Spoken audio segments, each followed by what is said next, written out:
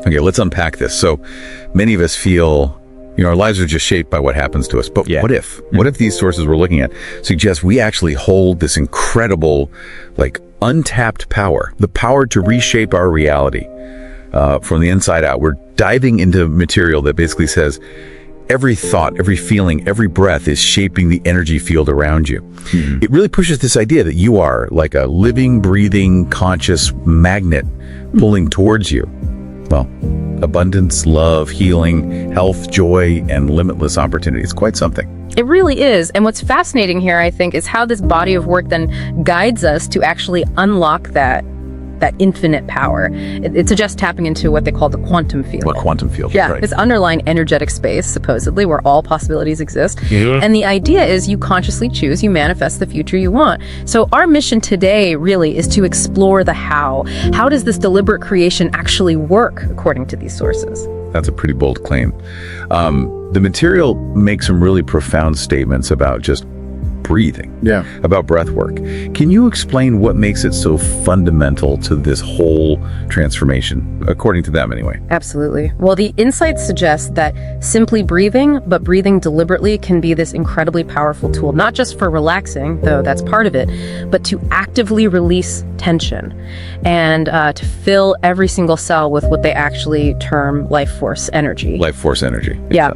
And this process, it's presented as a way of literally letting go of the old self and those old limitations. And if we connect this to the bigger picture, these texts specifically highlight bringing your awareness, your focus, to certain energy centers in the body. Energy centers. What kind are we talking about here? Like chakras. Exactly, yeah. For instance, they mentioned the crown chakra right at the top of your head. That's described as a conduit for pure potential. Then there's the heart. They explain it acts as a powerful electromagnetic center. And when you fill it with love and gratitude, it apparently broadcasts this strong, energetic signal. And the solar plexus, upper abdomen area, that's described as the seed of personal power, courage, and determination. The belief underpinning this is that by consciously activating these centers, you become a more deliberate, a more powerful creator. Okay, so you're engaging these energy centers, you're breathing consciously.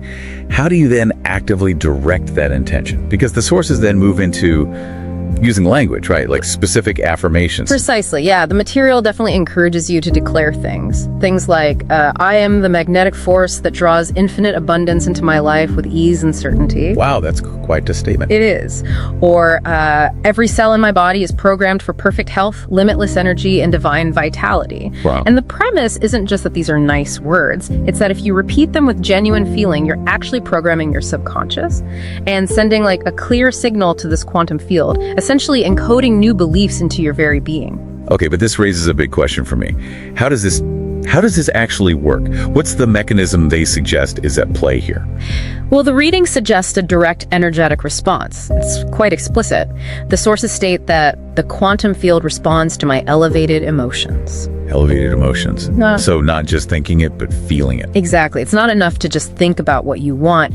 You have to feel it. Feel the gratitude, the joy.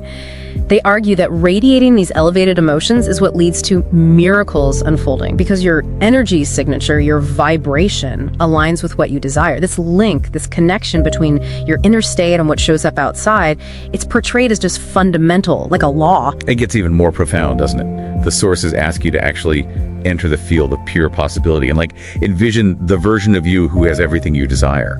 How exactly do they suggest we, step into that future self? Sounds very abstract. It does, but the process they describe is quite immersive, actually. You're encouraged not just to imagine this future you, but to literally step into this version of you right now, feeling what they feel, thinking their thoughts, even walking how they might walk. So embodying it. Yes, embodying it completely, fully experiencing their emotions, their perspective in the present moment.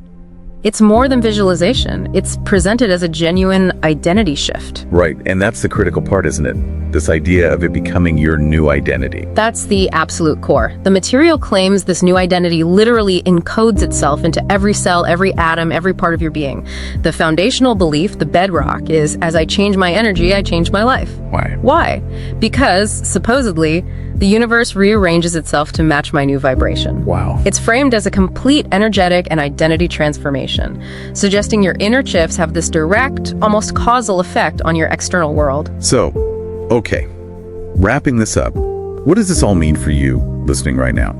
This deep dive really suggests that our internal state, our thoughts, but also our emotions, even just our breath, they aren't just private internal experiences. They're presented as active forces that are constantly shaping our external reality. It's a really empowering perspective, isn't it? It puts the power of creation squarely back into your own hands. It really does. Ultimately, this material is claiming that everything I desire is already mine in the quantum field. It's already there. We're just aligning with it, not creating from scratch, but tuning in. And the powerful takeaway, the final punch, is that through these practices, you are no longer who you were before this meditation or before this shift. Your new reality is already being drawn to you. So the final thought for you is, what stands out to you about this idea of being the true architect of your reality?